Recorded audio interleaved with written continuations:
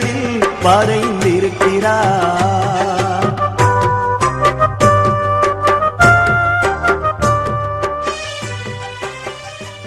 நான் ஒரு இந்து குடும்பத்தை சேர்ந்தவங்க. நாங்கள் 3 பேர் எங்கள் குடும்பம் முத்துராஜ் கல்யாண மண்டபத்தில் தான் ஒரு சீர் பண்ணணும். நல்லா கிராண்டாக நல்லா அமைஞ்ச ஒரு வீட்டுக்கெல்லாம் வந்த பின்னால் ஒரு 10 நாள் தான் எங்கள் பொண்ணு நல்லா இருந்தது. ஒரு 10 நாள் கழிச்சு பார்த்தா மூஞ்சில லேசாக பருவு மாதிரி வந்தது.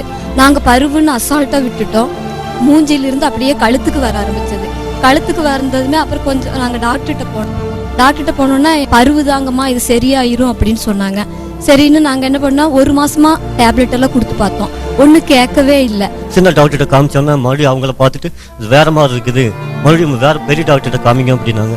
கையிலையும் தொடையிலையும் ஸ்கின்னை எடுத்து டெஸ்ட்டுக்கு அனுப்புனாங்க. டெஸ்ட்டுக்கு அனுப்பும்போது டெஸ்ட்டில் எந்த மிஸ்டேக் இல்லைங்கம்மா, பிளட்லேயும் எந்த மிஸ்டேக் இல்லை, நீங்கள் மருந்து சாப்பிட்டுட்டே இருங்க, உங்களுக்கு சரியாகும் அப்படின்னாங்க.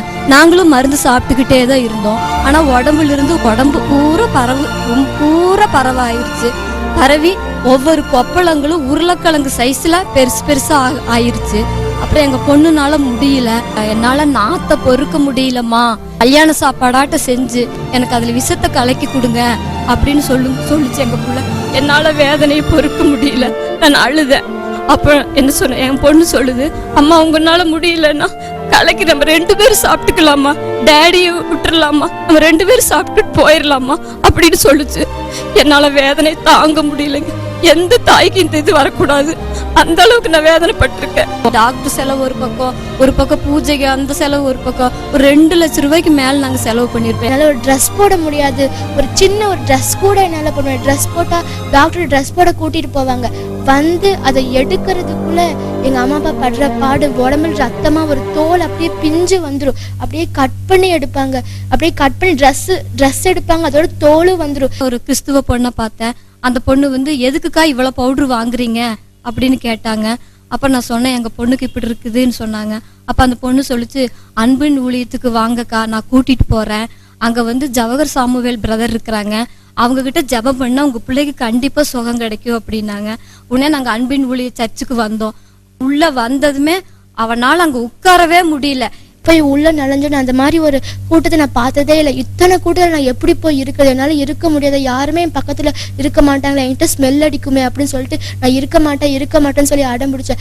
ஜவஹர் சாமுவேல் அங்கிள் பிரசங்கம் பண்ணிட்டு இருந்தாங்க. அப்போ சொன்னாங்க, உங்களுக்கு இன்னும் கொஞ்ச நேரத்தில் இயேசு கிறிஸ்துவோட ரத்தமும் சரீரமும் உங்களுக்கு கிடைக்க போகுது, திராட்சரசமும் அப்பமும் உங்களுக்கு கிடைக்க போகுது அப்படின்னு சொன்னாங்க. உடனே இந்த வசனத்தை கேட்டோன்னு அப்படியே மனசு அப்படியே ஆதலாச்சு. அப்படியே எங்க அப்பாவோட இதில் நான் சாஞ்சிட்டு அவர் என்ன பிரசங்கம் பண்றது நான் அப்படியே கேட்டுட்டு இருந்தேன். கொஞ்சம் உடனே நாங்க இந்த மாதிரி அங்கிள்கிட்ட போய் நாங்க என்ன பட்ட கஷ்டம் எல்லாத்தையும் எங்க அம்மா அப்பா சொன்னாங்க. என்னால எந்திரிச்சு கூட நடக்க முடியாது, நான் இங்க உட்கார்ந்து ஒரு டாக்டர் கூட என்ன தொட மாட்டாங்க. அப்படியே உடம்பெல்லாம் அழுகி போய் ஸ்மெல்லா, ரத்தம் ஒழுகி தண்ணி ஒழுகி அப்படி ஒரு ஸ்மெல். ஆனா அங்கிள் கொஞ்சம் கூட ஒரு பொண்ணுக்கு இப்படி இருக்கே, நம்மளுக்கு ஏதாவது எஃபெக்ட் ஆயிருமா அப்படின்னு கூட நினைக்காம ஆண்டவரை ஸ்தோத்திரம் பண்ணிட்டு இந்த ஜெப எண்ணெயை அப்படியே கையில வச்சு உச்சந்த உள்ளங்கால் வச்சு அப்படியே இது பண்ணி போட்டாரு.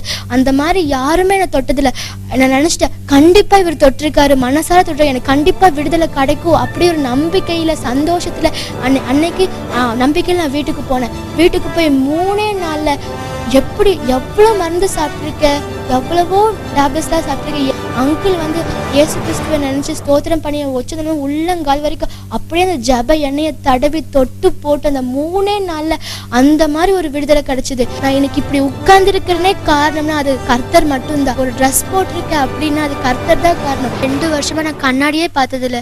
அங்கிள் எனக்கு தொட்டு ஜெபிச்சு ஆண்டு எனக்கு சுகம் கொடுத்த பின்னாடிதான் நான் என் முகத்தவே நான் கண்ணாடியில பார்த்தேன். ஆண்டு எனக்கு அப்படியே பரிபூர்ண சுகம் கொடுத்தப்ப நான் வீட்டை போய் நான் திரும்பி படுத்து இப்படி திரும்பி படுத்தேன், அப்படி திரும்பி படுத்தேன், அப்படியே வீட்டுல பாய் வச்சு அப்படியே உருண்டு புரண்டு அப்படி ஒரு சந்தோஷப்பட்டேன். அப்படி திரும்பி படுக்கும் போது ஆண்டருக்கு ஸ்தோத்திரம் சொல்லிட்டு நான் அந்த மாதிரி ஒரு சந்தோஷத்துல அவ்வளோ ஒரு சந்தோஷம். நான் இந்த 2 வருஷமா அப்படி ஒரு சந்தோஷம் நான் என் வாழ்க்கையில் நான் அந்த மாதிரி எனக்கு கிடைச்சதே கிடையாது. நல்லபடியா படிச்சு நான் ஆண்டருக்காக நான் ஊழியம் மட்டும்